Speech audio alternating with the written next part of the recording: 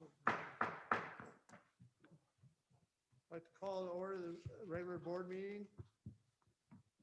Roll call, Mr. Taylor. Here.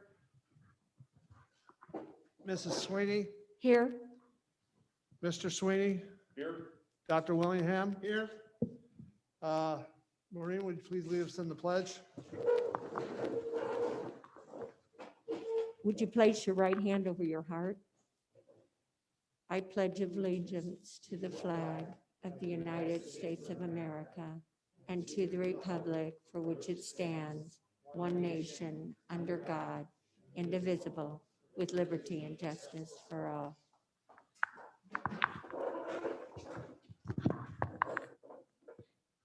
Do I have a motion for approval of the agenda? I'll make that motion. Second. All in favor, say aye. Aye. Aye. Opposed? Abstained?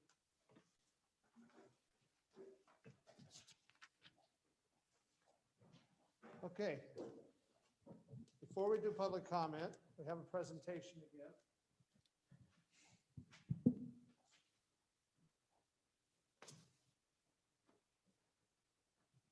Maureen, will you please go out here?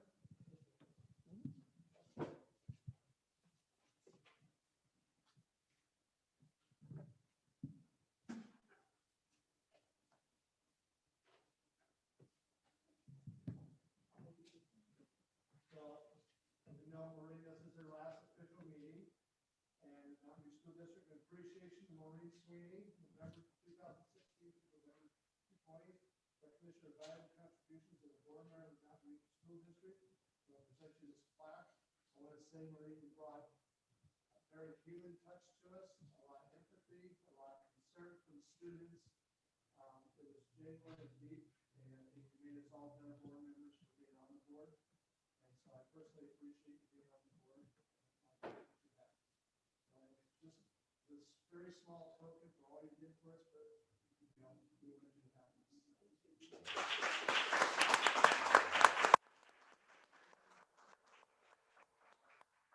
It's just been one of the joys of my life. So connected here to the district, and Mike and I moved here 42 years ago. So I want to thank you for letting me have that privilege to be on the board, and you won't see the last of us. Thank you, thank you.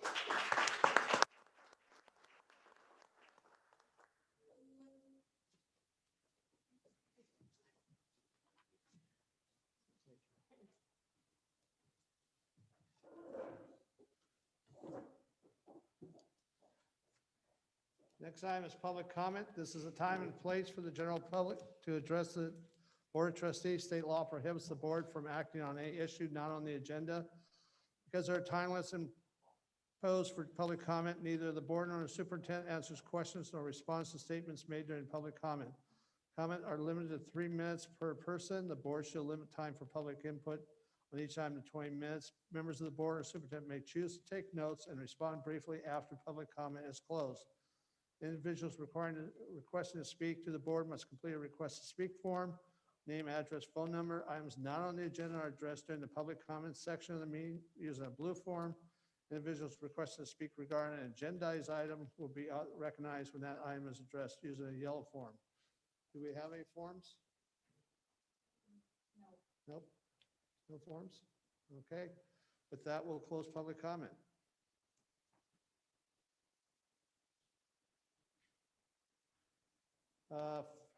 First item on the agenda is approval of the 2019 to 20 annual Mountain View School District audit. Do I have a motion? I'll make that motion.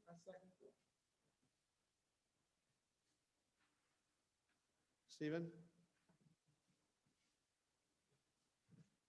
All right, well, good evening. Usually we have our lead auditor here to present the audit report.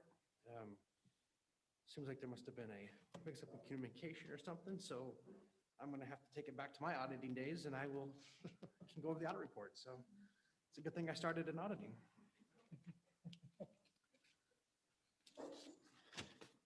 For those of you who don't know, each year a school district is required to have an independent audit of its financial statements.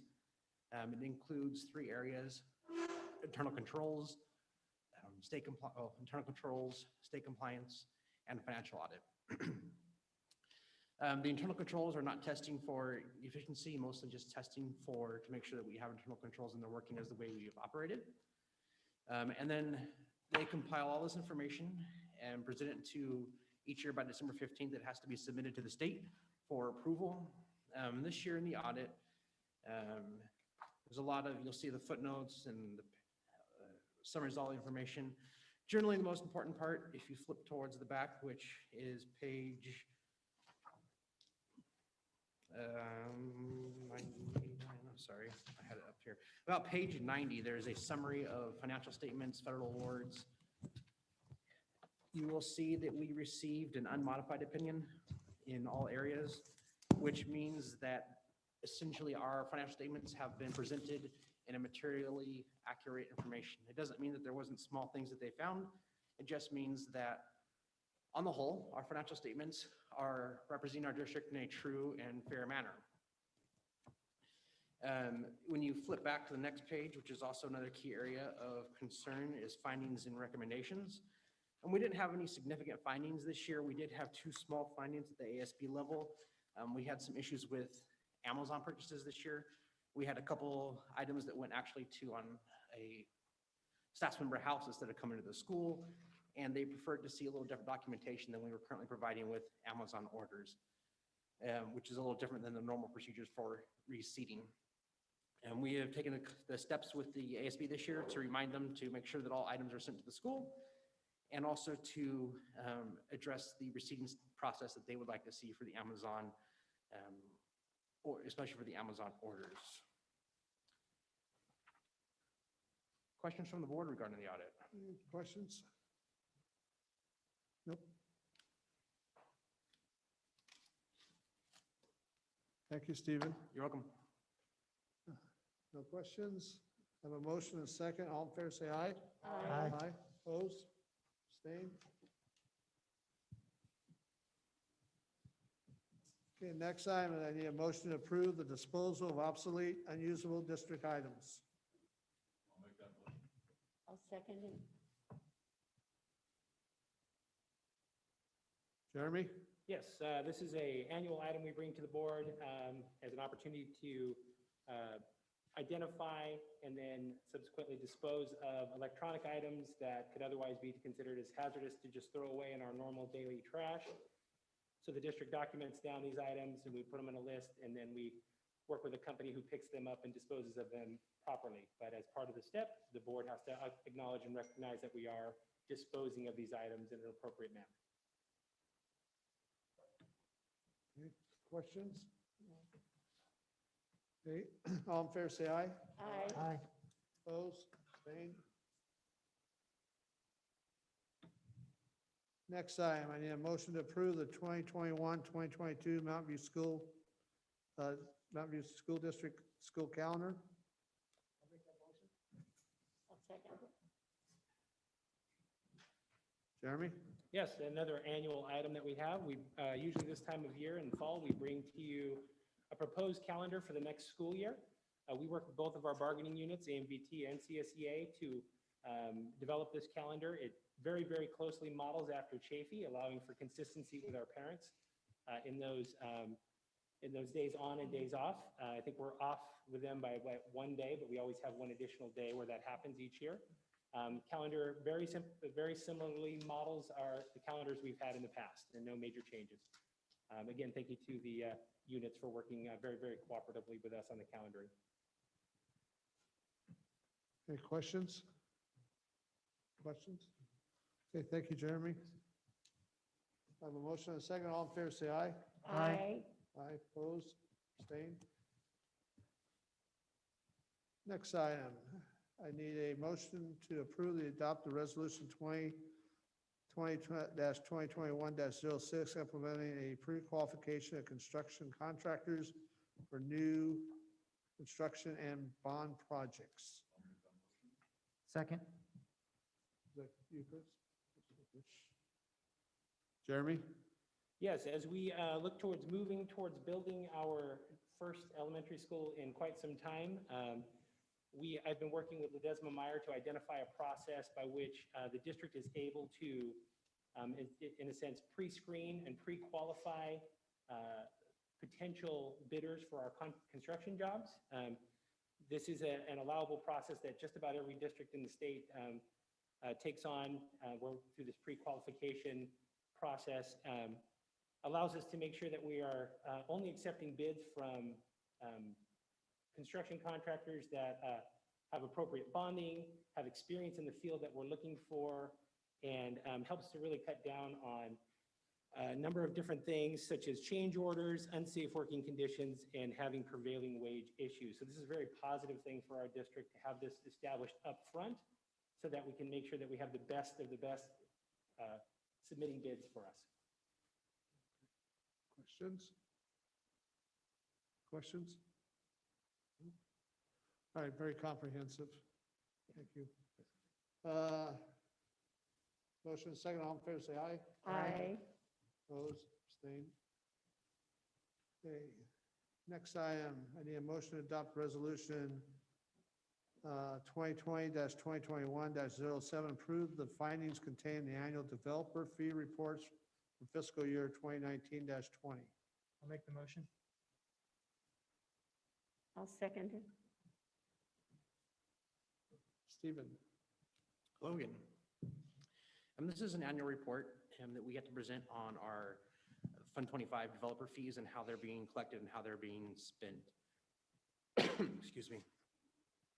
As you'll see this year, we have a large expense. We purchased some land this year. And so this is just the three different categories of our fees and expenses that match. Outside of the land, you can see the revenues coming in. And next year, we'll see even more expenditures out as we continue the development and building process of our new school site. Any questions? any questions? No. Nope. Well, you guys off easy tonight, aren't we? Yeah. All right, motion and a second. Thank you, Stephen. All in favor, say aye. Aye. Opposed? Abstained? Okay. Information items. Enrollment. Dr. Moss. Yes, we're currently at Creekview at 609 students, Mountain View at 556, Ranch View at 821, Grace Oakley at 632, for a total of 2,618 students, so we are holding our own. Requests for inter-district transfers continues to decline, including new requests we're already beginning to receive requests for next year, but the numbers are lower than they were last year. And we are also seeing the requests specifically going out to areas almost for either employment or childcare are the two largest categories. We have a couple of groups who are continuing to have families who are driving all the way out to Los Angeles, but now they're working from home, but their students continue to be enrolled, for example, in Glendale or other districts. They continue to do their virtual learning from those districts. We anticipate that to continue for the rest of this school year, and then for there to be a natural transition, whatever mode any district is on next year, for those students to then be in Mountain View School District. So we're anticipating an increase in enrollment next year for that reason. Questions? All right. Next item, staff and student attendance. Dr. Moss. We're at 90% or higher in most of our groups. We do have a slight dip due to long-term leaves that are occurring primarily with our classified staff on several of our sites.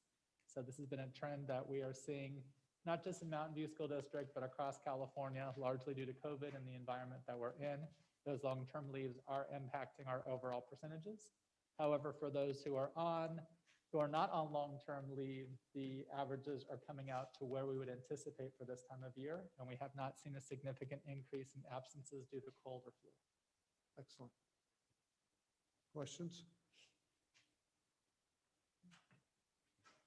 Financial statement. Stephen? This is a monthly item, the restatement of our financial statements. It's just our annual activity and our monthly activity. Nothing major to note, no major changes since the last time we presented it. Okay. Any questions on the financials? Okay, thank you, Stephen. You're welcome. Next item is learning continuity. Attendance plan recommendations for SBCSS, from SBCSS. Karen? Yes, this is the plan that you approved already. The county does review it and they provide recommendations back to the board. It is the board's decision as to whether they would like to have me revise the plan to include the 3 recommendations. It's compliant as is, or we can make those changes. You want to point out the recommendations for the audience? Certainly. The first one, there's 3 different areas. The first one is they just wanted us to indicate the location where the plan was available for preview. And that was on the flyer that was posted for the public. The second one is for our English learners. They wanted us to describe how the district will assess English learners for ELD learning loss, include the tools and frequency. We usually use our LPAC test to help guide us, and the state that had been suspended because the school closures, we test in the late spring. And so they were wanting us to have another assessment. Most districts don't have another assessment because we do a lot of testing during that time anyway with CAST. But those are things that we're researching, other things that we can use. We have informal assessments, we use iReady. We have, like I said, different kinds of informal assessments that we use to do learning loss, and that's been a focus of our professional learning communities right now as well. And then the last one I would have to have Stephen respond to. It's a fiscal question. Do you want to address that one? The third recommendation was to address the prompts for each district-wide or school-wide action that is identified as contributing. So in this case, we had 3 factors that were contributing to the needs of our identified low-income foster youth or English learners: discovery, internet access, and additional technology. We didn't go into super depth because our district is over that threshold. Anything we do on a district-wide basis contributes to these students. And in addition, even though most of the students identified in those categories are receiving internet access, there's no way for us at this point to say it's only for them, because we need to make sure that we are providing means for an education for all of our students despite income level. Discovery Center, it is an invitation to all students. It's intervention to all students. It helps these target groups heavily, but again, it is available to all students. And then additionally, we have some programs such as Rosetta Stone, which specifically helps our EL students, which is one of the target groups. But we also have some other programs such as Zingy Science, which is available to everybody. And because there are some categories where it is available to everybody, they are generally contributing to our target groups, but because they are do for the most part service everybody, we continue to leave it broad because of how our breakdown is of our unduplicated percentage.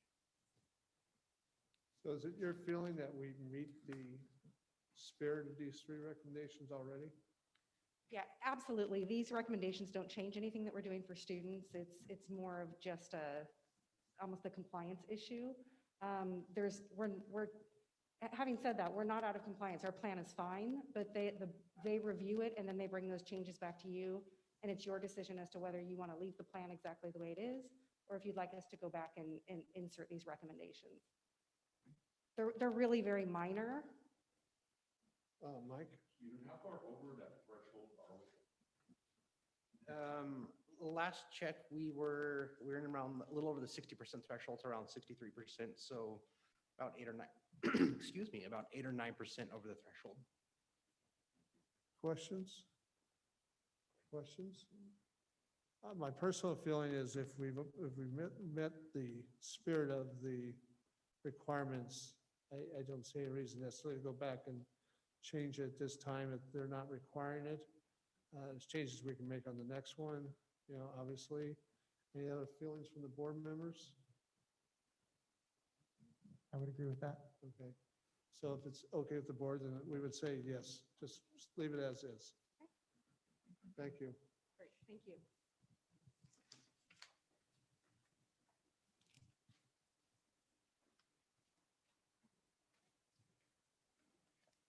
Next item is information on its comprehensive sexual health education instructional materials update.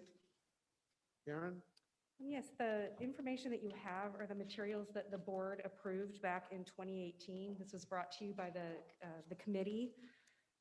The only change that we're bringing is on the third page where it says 2020 update. And what's changed in the standards is that with next generation science standards, there is no comprehensive sexual health standards within that. They've been pulled out of science standards, and now there's the standalone California Healthy Youth Act. So the materials that you approved included the science curriculum. Well, now our science curriculum does not have any sexual health information in the core curriculum. So we use a separate program. So what this is just, we're just updating our instructional materials. We like to be very transparent with everyone.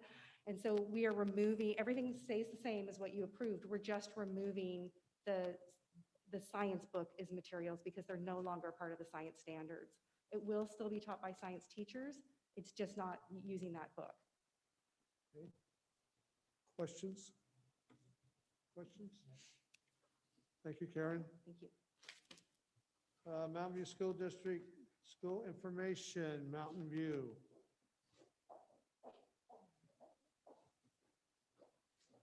Good evening.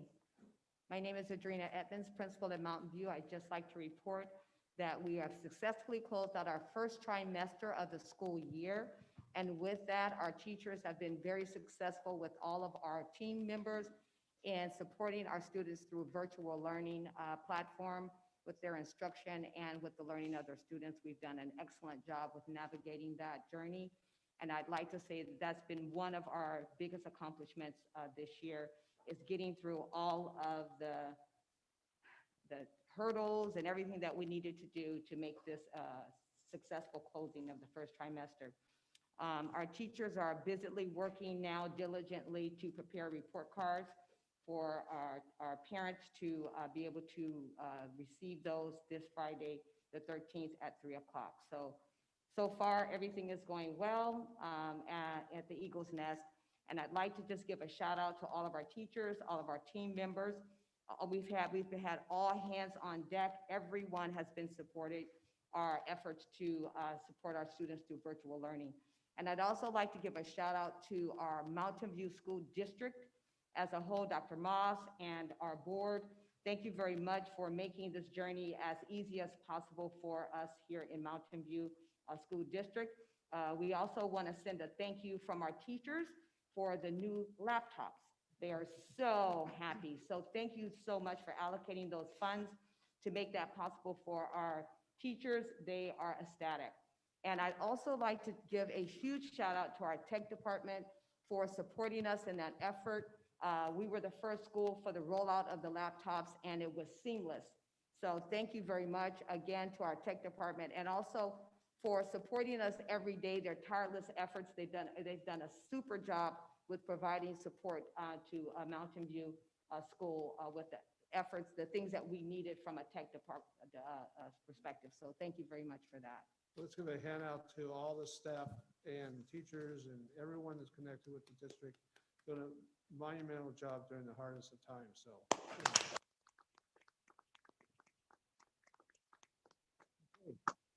Ranch View.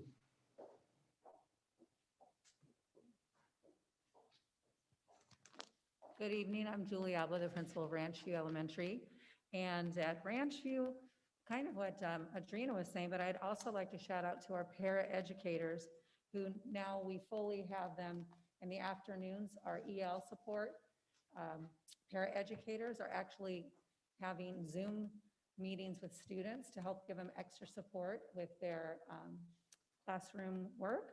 We also have a morning reading aid, and she is pushing into second grade classes where she, bless her heart, she's learning just like all of us, and she's pushing into every second grade class and doing her own breakout room with teachers. The teacher is one who's planned the materials for the students.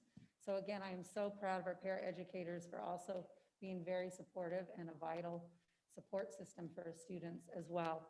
Also, we're working at Rancho on motivating teachers, motivating and engaging students. And we know, as Adrena said, report cards are out now, second trimester, so it's a fresh start.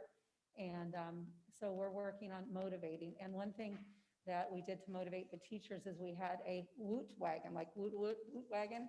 And the woot wagon was one of our carts decorated, and we had assorted snacks on them for the teachers and staff, because it's just really important to motivate everyone. And that was with our video premiere. We had our video, the teachers made a video for the PBIS, and it was virtual expectations. And if you want to see it, I can send it to you. And it was the teachers giving an example of what they should do and what they shouldn't do. And so that was really fun.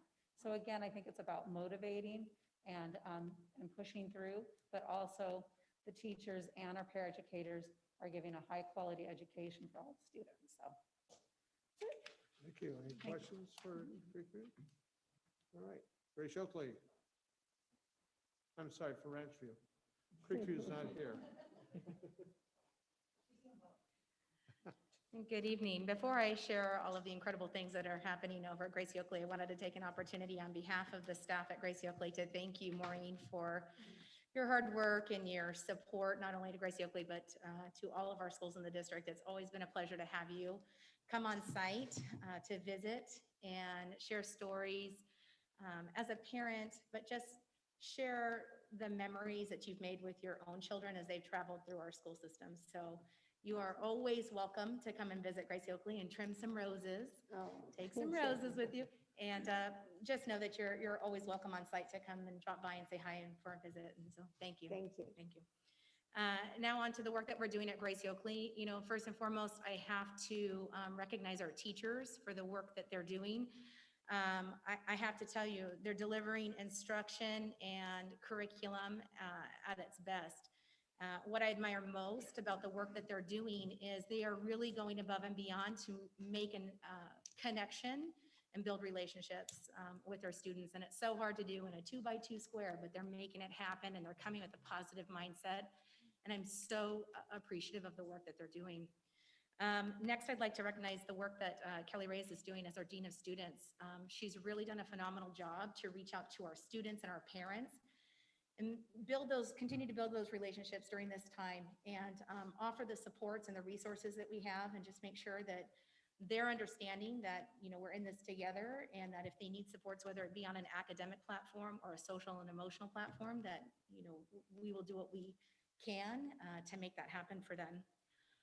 And lastly, I'd like to highlight just the work that our kitchen staff is doing. You know, I have to tell you, these ladies show up every single day and they're working so hard to prepare and hand out the meals to our students and our community. And it's such important work and it's so necessary. And so when they're not working in the kitchen, they're helping hands on the school site. And it's just so nice to see. I will say, my mom always says that many hands make a lighter load. And I'm really proud of the work that we're doing at Gracie Oakley during these times. Thank you. Any questions for Grace Oakley? Okay. Next item is board superintendent staff communications. Reminder that board communications are those communications of each individual board member and does not necessarily reflect the opinion of other board members. But Maureen, why don't you do it, and feel free to steal all of Mike's thunder. Leave Mike with nothing to talk about. Okay.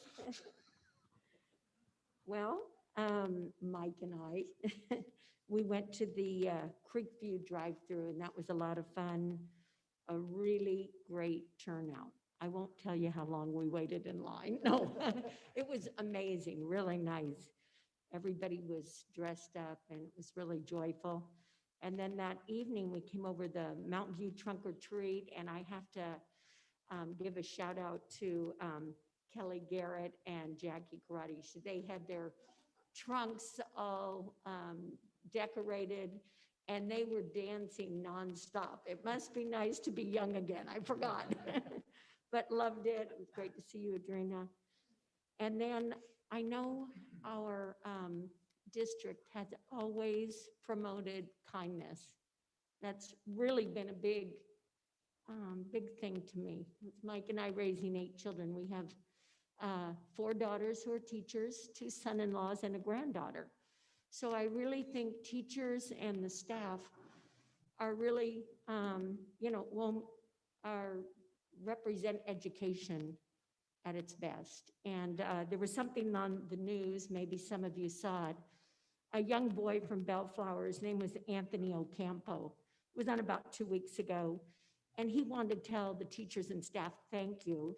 So he wanted to raise some money and went on the computer. I'm really computer illiterate. I'm not very good, but I don't know how he did it. But I think he went on Facebook or something. Wanted to raise some money and put soft serve smiles, wanted to get them all ice cream. And on the computer, a soft serve ice cream company contacted them, sent their truck out there, and they were able to serve all the teachers soft serve ice cream in their whole district. And I thought it was really nice. But again, thank you to our teachers. Again, you promote so much, and our staff, you promote so much kindness. And the children that come through here are such better individuals because of that, you know. But again, thank you for letting me serve in the community. It was one of the joys of my life. So thank you. Thank you, Maureen. Chris? You know, I want to liken our experience to preparing for a short race. Last March, we were told we're going to run a quarter-mile race. We better get ready. It might get stretched a little bit farther, and we got to that little bit farther, and we were told it's going to be a 2-mile race. Then we got to that 2-mile end, and we're told it's going to be a 5-mile race. And you just felt the energy just drain from people. You felt it within our community. You felt it within parents. You felt it within teachers. You felt it throughout the district. You felt it throughout the state, throughout the country. We got to that 5-mile mark, and they said it's going to be another 10. And it just continues to weigh heavy and heavy. And to get through the first trimester, this is a big win. And I want you to know that I am so daggone proud of the work that has been done here at the school district and in each one of these schools.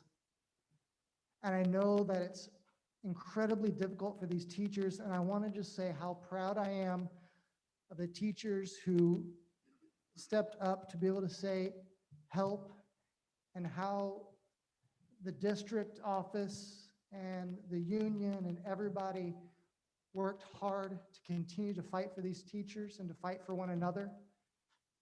And it just goes to show just how well we can function because we're all on the same page. We are for the students. And just for those parents that are out there, I know it's hard. It just continues to get more and more difficult, and it just feels like it's never going to stop. But keep pushing on. Your child, your children are worth it. We can do this together. Thank you. Thank you, Chris. Dr. Willingham? I would like to say, you know, I pass my pictures at least 3 times a week, and I see them have their meetings and everything. And I think it's good because it gets a chance for them to share what everybody's doing, things of that nature. And I was at Ranchview for taking the pictures, and that went seamlessly. But one thing I want to speak about, I shared this with Dr. Moss. I have a grandson in our district, and it's a challenge. And I shared this with Dr. Moss. I saw Mrs. Marks every day, every Thursday and Friday. I see her, how she's doing online. And it's a challenge. I just see Mrs. Marks go through when the internet goes away, wind blows it away, what have you. What Mrs. Marks has done. I'm just focus on Mrs. Marks because she's my grandson's teacher. She has done an excellent job considering the situation we're under with the internet going out. I've seen the internet go out I'll be sitting there and the internet will go away, but she still hangs in there. So I just want to give Ms. Marks, which I did talk to Doug about it, and I'm not belittling anybody else, but that's what I see every Friday when my grandson's at my house. And so, you know, and I think all our rest of our teachers are probably doing the same thing. So I want to give a kudos to all the teachers, all the principals and everything. Thank you very much. Thank you. Mike? I'd first like to thank all of our teachers and support staff. But by the way, I did what Maureen did, whatever. But I think it goes unsaid that, you know, in my travels throughout the district, I continue to see creative and innovative ways that our teachers and staff have come up with to teach. And I mean, yeah, we're under very dramatic and difficult times, but I think it's bringing out some different methods of teaching that are really getting through to these kids. I talked to a lot of parents. I know a lot of people in this community. And sure, we've had some struggles, but we've had a lot of really positive stuff. And I think teachers are showing their true colors. They're able to come up with new ways and adaptive ways to get these kids' attention. They know the kids are sitting at home, and at times they get bored, but they're able to battle through that. Our teachers get through that. They come up with new ways to get these kids' interest. They come up with new ways to let these kids know that they really do care about them. And the Mountain View School District just shines. I mean, it shines every day in different ways. And it goes from the administration all the way down to whoever might be cleaning up after a windstorm. So thank you to all of you. You are absolutely amazing.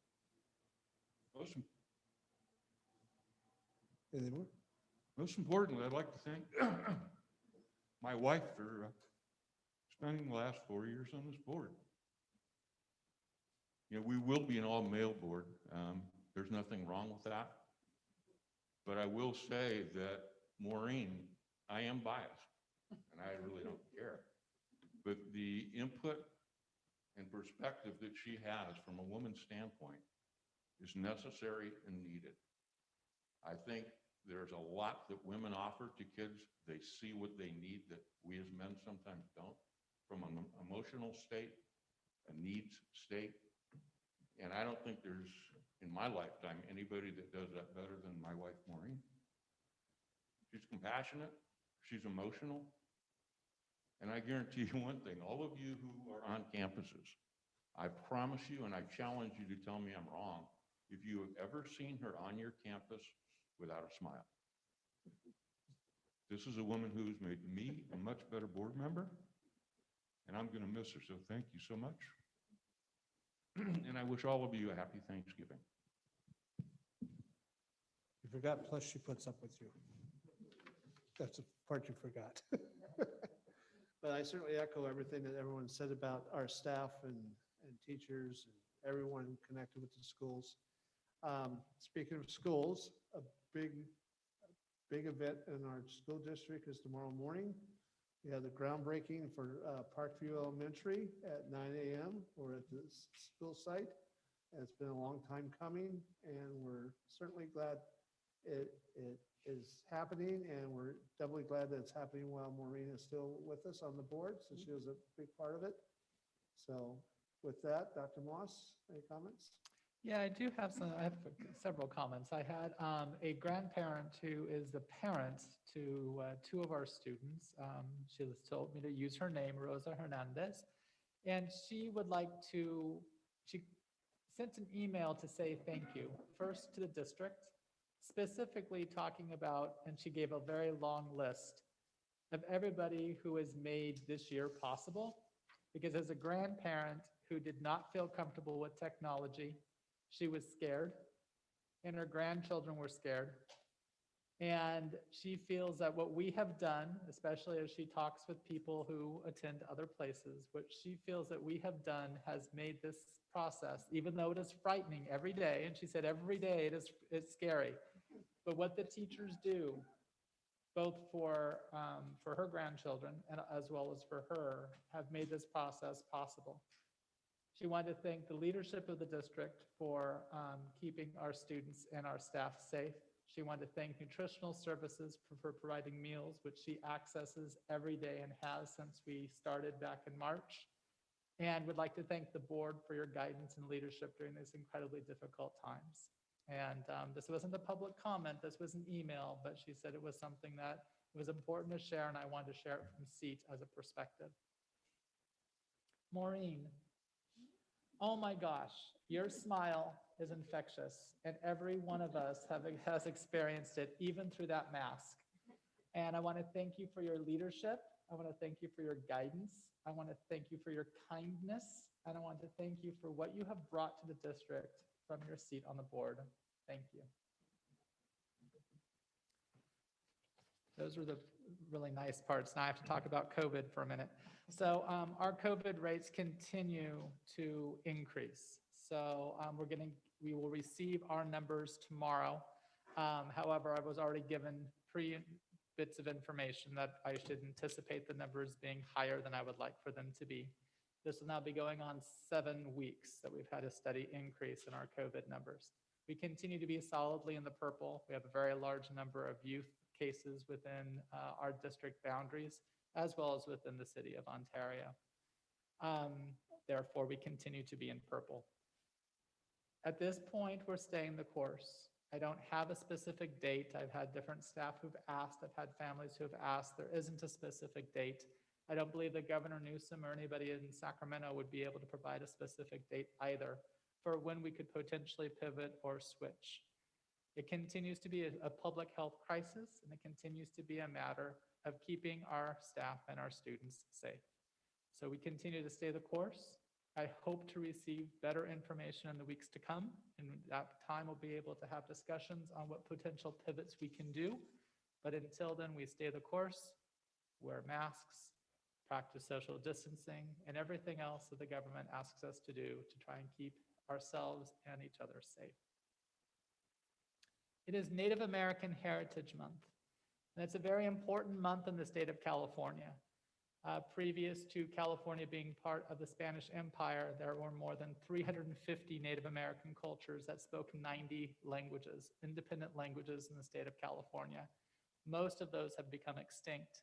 And we all know that when a language becomes extinct, a culture becomes extinct, since language is the carrier of culture. I'm excited to hear of the efforts that some of our local universities have done to preserve Native American language and culture. Most recently, at the University of California, Riverside, they're now offering courses in Coahuila, which is a Native American language spoken in the Coachella Valley, all the way out through this section of both Riverside and San Bernardino counties. In these courses that students are taking, even in the Zoom world, they are able to experience not just the language, but also some of the important cultural insights that the Coahuila people had on our specific area. And it's an unusual situation in which a language is taught in the comparative language department that's not a foreign language, because it's indeed a native language. They look forward to, in the coming years, having opportunities to share this information at different levels, whether it's high school or junior high or elementary, which will be additional ways in which we can share with our students part of the amazing heritage and legacy of our Native American ancestors in the state of California. Throughout this month, I'll be providing information on our Native American heritage in the state of California via my social media feeds on Facebook and also on Twitter. And I look forward to learning more as I provide more information to our community about our Native American population and our Native American community in San Bernardino County. Mike, thank you. You have a question? You have to go back? Go ahead. Nope. He's done. Go ahead. Okay. I just want to add one thing. I'm around in about San Bernardino County, Orange County, Los Angeles County, and sometimes further out. And whenever I'm interfacing with someone that has young children, like ours are, I always ask how things going. And what I'm looking for is commonalities. Is there any one thing I'm seeing from all school districts, regardless of the county they're in? And I haven't seen anything yet. I interface with a lot of people. And of course, we all have the internet problem. And that's, if I'm seeing one commonality, I'm seeing the internet. It blows out, and there's the problem a lot. But then I'm looking, okay, how is Mountain View being compared to other school districts in different counties? And what I'm hearing is, and I said, well, how is your child faring on this virtual world? and, you know, I'll get this and this and that. But overall, what we're doing here, we're doing an excellent job. So Arupa, I'll talk to a lady from Arupa, and she had nothing but terrible things to say. So I think we are doing a great job considering the situation we're under and sending, you know, like Mike said, I'm seeing different ways of doing things now, and we're changing, and we're being very innovative.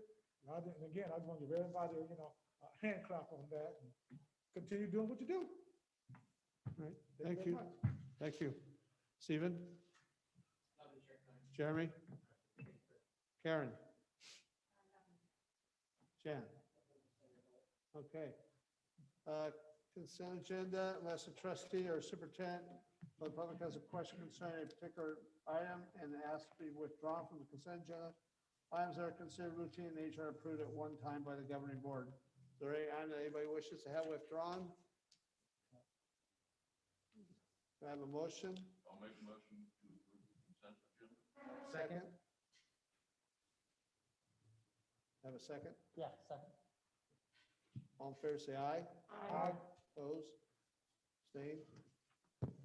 Our next regular board meeting of the Board of Trustees will be on 7 PM on Monday, December 14th. We will adjourn to closed session, but before we adjourn, I ask the crowd to give one more round of applause to Maureen for her service here.